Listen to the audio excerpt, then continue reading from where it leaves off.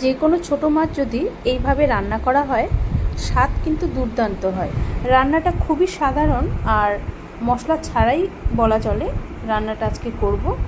আসুন দেখে নেওয়া যাক আজকের রেসিপি। এখানে আমি প্রায় 250 গ্রাম ট্যাংরা মাছ নিয়েছি। মাছটা ভালো মতো ধুয়ে নিয়েছি। আপনারা যে কোনো ছোটো মাছ দিয়ে কিন্তু এই রান্নাটা করে নিতে পারেন।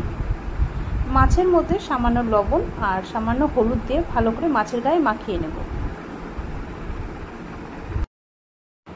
লবণ হলুদ মাখিয়ে 10 মিনিট রেখে দিচ্ছি। এতে মাছের মধ্যে লবণটা ঢুকে যাবে ভালো মতো। তো এইভাবেই রেখে দিচ্ছি। 10 মিনিট পর ফিরে আসলাম। এবার রান্নাটা শুরু করব। কড়াইতে দিয়ে দিচ্ছি প্রায় বড় 3 চামচের মতো সর্ষের তেল। তেল ভালো মতো গরম হলে এবার মাছগুলো ভেজে নিতে হবে। তো মাছগুলো একবারে দেওয়া যাবে না, আমি দুবারেই মাছগুলো ভেজে নেব। এক পিঠটা ভাজা হয়ে গেছে, আরেক পিঠটা উল্টে দিচ্ছি। একটু লালচে করে মাছগুলো দু সাইডে ভেজে নেব। মাছটা আমি সবসময় একটু কড়া করেই ভাজি, আপনারা চাইলে একটু কম করে ভেজে নিতে পারেন। এক সাইডটা উল্টে দিলাম। তো দেখুন মাছগুলো ভাজা হয়ে গেছে। তো এগুলো তুলে নিয়ে বাকি মাছগুলো দিয়ে দেব। এই মাছগুলো উল্টিয়ে পাল্টিয়ে একটু লালচে করে ভেজে তুলে নেব। এক পিঠ ভাজা হয়ে গেছে, আরেক পিঠটা উল্টিয়ে দিচ্ছি। তো দু সাইডে লালচে করে মাছগুলো ভেজে তুলে নিলাম।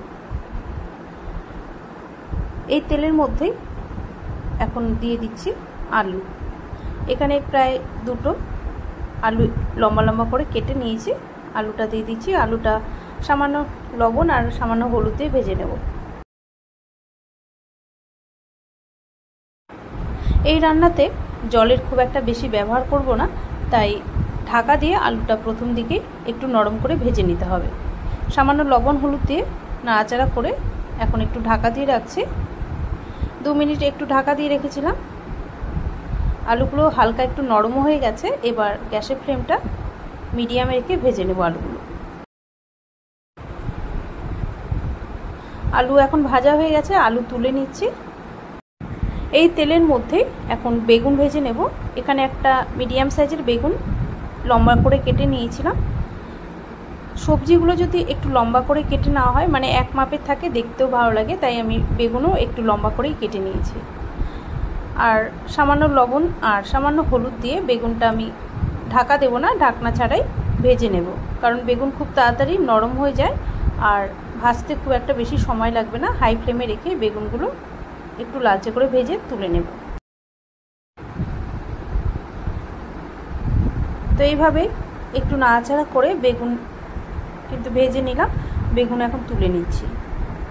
এই রান্নাতে আপনারা যদি মূলো খান, মূলো কিন্তু দিতে পারেন। মূলো দিলে খুব স্বাদটা ভালো আসে। মূলোটাও আলাদা করে একটু ভেজে নেবেন বা আলুর সাথেও ভেজে নিতে পারেন। এবার কড়াইতে আমি প্রায় বড় 1 চামচের মতো সর্ষের তেল দিয়ে দিলাম। সামান্য কালো জিরে দিয়ে দিলাম ফোড়নে, আর দিয়ে দিলাম প্রায় 6 থেকে 7টা কাঁচা লঙ্কা। এখানে আপনারা যতটা ঝাল খাবেন ততটাই ঝাল দেবেন। এবার এর মধ্যে প্রায় বড় সাইজের 2টো ঝিরিঝিরি করে কেটে নেওয়া পেঁয়াজ দিয়ে দিলাম। পেঁয়াজটা একটু ভেজে নেব। রান্নাটা খুবই সাধারণ হলে এর স্বাদটা কিন্তু দুর্দান্ত হয়। আর এই রান্নাতে কোনো বাটা মশলা ব্যবহার করব না, গুঁড়ো মশলাও ব্যবহার করব না। গুঁড়ো মশলা বাটা মশলা এগুলো ছাড়া যে এই রান্নার স্বাদটা এত ভালো হয়, তো এইভাবে একবার রান্না করে দেখবেন আপনারা। পেঁয়াজ হালকা একটু ভেজে নিলাম। এবার এর মধ্যে একটা মিডিয়াম সাইজের কুচনো টমেটো দিয়ে দিলাম। আর টমেটোটা যাতে একটু সফট হয়ে যায় তাই সামান্য লবণ দিয়ে দিলাম। দিয়ে নাড়াচাড়া করে একটু ঢাকা দিয়ে রাখছি। এতে টমেটোটা হালকা একটু সফট হয়ে যাবে। এবার ঢাকনাটা সরিয়ে নিচ্ছি। এবার গ্যাসের ফ্লেমটা মিডিয়ামে রেখে আরও একটু এটাকে ভাজা ভাজা করে নিচ্ছি। আর এখন দেখুন টমেটো কিন্তু অনেকটাই সফট হয়ে গেছে। এবার এর মধ্যে ভেজে নেওয়া আলু আর বেগুন দিয়ে দেব।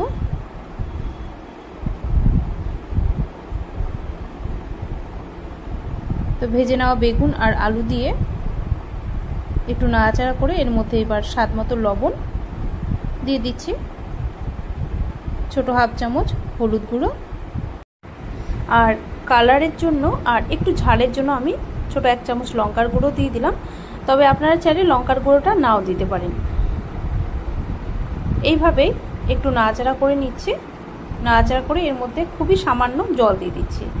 জলটা কিন্তু খুবই সামান্য পরিমাণে দিতে হবে, কারণ আলু আর বেগুন ভালো করে ভাজাই আছে। এবার এর মধ্যে ভেজে নেওয়া মাছগুলো দিয়ে ভালো করে নাড়াচাড়া করে নিচ্ছি সব কিছু। তারপর এটা কিছুক্ষণের জন্য ঢাকা দিয়ে রাখবো। 2 থেকে 3 মিনিট একটু ঢাকা দিয়ে রান্নাটা করে নেব। তো ঢাকা দিয়ে দিচ্ছি, গ্যাসের ফ্লেমটা মিডিয়ামে রেখেছি। প্রায় 3 মিনিট হয়ে গেছে। ঢাকনাটা সরিয়ে একটু নাড়াচাড়া করে দিচ্ছি। এবার সব শেষে সামান্য ধনেপাতা কুচি দিয়ে ভালো করে নাড়াচাড়া করে এটা নামিয়ে নেব। এই রান্নাটা গা মাখা মাখা হলেই খেতে ভালো লাগবে, ঝোল ঝোল কিন্তু ভালো লাগবে না। তাই এইভাবে একটু শুকনো শুকনো করে নামিয়ে নিচ্ছি। বাটা মশলা, গুঁড়ো মশলা এগুলো ছাড়াই যে রান্নার স্বাদটা এত ভালো হয়, এইভাবে একবার বানিয়ে দেখবেন। আশা করছি এটা আপনাদের ভালো লাগবে। শুধু আমি একটু লঙ্কার গুঁড়ো ব্যবহার করেছি, একটু কালারের জন্য আর একটু ঝালের জন্য। তাহলে আমার আজকের রেসিপি ভালো লাগলে প্লিজ লাইক ও শেয়ার করতে ভুলবেন না। আজ এই পর্যন্তই, আবারও দেখা হচ্ছে নেক্সট একটা ভিডিওতে।